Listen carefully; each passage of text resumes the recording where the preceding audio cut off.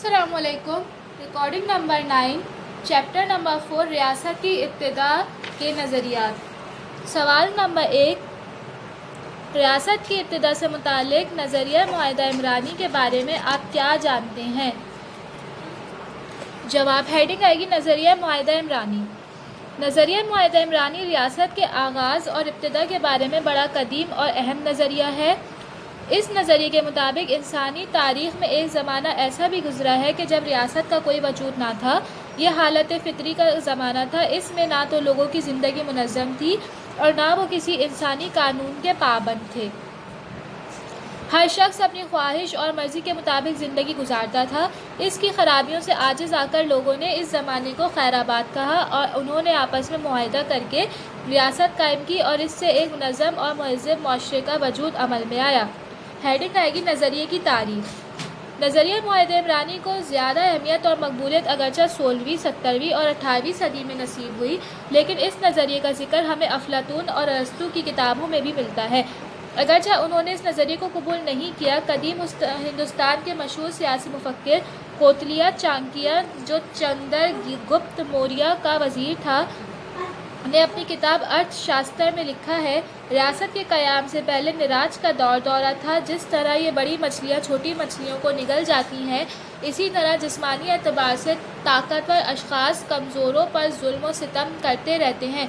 इस सूरत हाल से आजिज़ आकर लोगों ने एक मुआहिदे के ज़रिए मन्नू को अपना सबसे पहला बादशाह मुकर्रर किया और इसकी अताअत कबूल की। बादशाह को पैदावारी गल्ले का 6वां हिस्सा और तिजारती अशिया का 10वां हिस्सा बतौर टैक्स देना मंजूर किया। Paragraph change. करूने वस्ता में जागीरदाराना निज़ाम या फ्यूडल अज़म की बुनियाद में इसी मुआहिदे के बिना पर रखी गई। जागीरदारों और काश्तकारों के ताल्लुकात इस मुआहिदे पर ही मुबनी थे। Paragraph change. यूरोप में 16वीं, 17वीं और 18वीं सदी में इस मुआहिदे को खूब दौरा रहा। वहाँ इस उन्वान पर मुताद्दिद किताबें, मुकाले और मज़ामीन लिखे गए। अंग्रेज़ मुसन्निफ़ीन में सबसे पहले रिचर्ड हॉकर ने बाज़ाब्ता तौर पर इस नज़रिए को पेश किया। माहिरीन कानून हैगो क्रॉइश की तहरीरों ने भी इस नज़रिए की तक़वियत पहुँचाई, लेकिन इस नज़रिए को सबसे ज़्यादा शोहरत इस वक्त हासिल हुई जब इंग्लिस्तान में थॉमस हॉब्स और जॉन लॉक ने, फ्रांसिस में रूसो ने पेश किया। सवाल नंबर 2, नज़रिया जब्र क़ुव्वत के बारे में आप क्या जानते हैं? हेडिंग आएगी नज़रिया जब्र क़ुव्वत। इस नज़रिए के मुताबिक रियासत क़ुव्वत की पैदावार है। इस नज़रिए के पीछे जो उसूल कार फरमा है वो कानून फ़ितरत है, यानी ताकतवर कमज़ोरों पर गालिब आते हैं या जिसकी लाठी उसकी भैंस।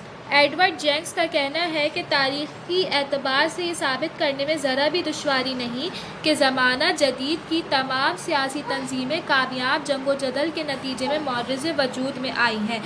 आज भी अंदरूनी अमन व अमान कायम रखने के लिए ताकत की ज़रूरत होती है। बैरूनी जारहियत का मुकाबला करने के लिए ताकत का इस्तेमाल नागुज़ीर होता है। डॉक्टर ली कॉक इस नज़रिए की वजाहत करते हुए लिखता है कि रियासत इंसान का जारहाना कार्रवाइयों का नतीजा है। हेडिंग आएगी नज़रिया जब्र क़ुव्वत की तारीख़। तारीख़ी एतबार से इस नज़रिए का मुताला किया जाए तो बाज़ मिसालें इस नज़रिए का सबूत फराहम कर देती हैं। मसलन इंग्लिस्तान में 9वीं सदी ईस्वी में मुख्तलिफ़ कबाइल ने मुत्तहिद होकर दूसरे कबाइल को शिकस्त देकर एक बड़ी सल्तनत कायम कर ली थी। इसी तरह सेकेंड न्यूवा में 9वीं सदी ईस्वी में अरसा दराज तक जंग होती रही और नतीजन 3 तारीख़ी रियासतें नॉर्वे, स्वीडन और डेनमार्क वजूद में आईं।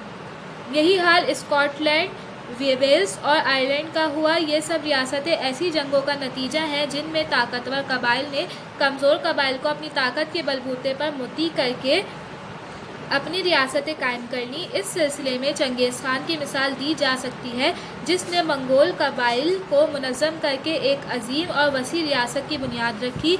इस नज़रिए के बड़े मुअद्दिन में ग्रेगरे हफ्तुम, डेविड ह्यूम और जेंक्स हैं। सवाल नंबर 3, नज़रिया मादर श्री की वजाहत कीजिए। हेडिंग आएगी सवाल नंबर 3, नज़रिया मादर श्री। इस नज़रिए के बड़े हामी जेंक्स, मैक्लेनन और मुर्गन हैं। इनके ख़्याल में इब्तिदाई मुआशरे में मादरसरी ख़ानदान होता है और इसके सरबरा औरत हुआ करती थी। वो माशरती और सियासी हैसियत की मालिक थी।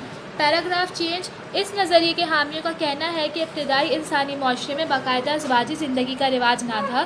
لوگ گروہوں میں رہتے تھے. عورت بیک وقت کئی مردوں سے شادی کرتی تھی اور اس معاشرے میں میراث ماں سے چلتی تھی، اس لیے کہ مادریت یقینی تھی اور ولدیت قیاسی. مادر سری خاندان اس زمانے میں پائے جاتے تھے جب لوگ خانہ بدوشوں کی زندگی گزارتے تھے. بعد ازاں جب کھیتی باڑی کا سلسلہ شروع ہوا تو مستقل معاشرے کا قیام عمل میں آیا. ازدواجی نظام کا آغاز ہوا اور اس کے بعد پدرسری خاندان معرض وجود میں آیا. پدرسری خاندان پھلتے اور پھیلتے بالآخر ریاست کی شکل اختیار کر گیا. اس طرح ریاست کا سرچشمہ مادرسری خاندان ہے.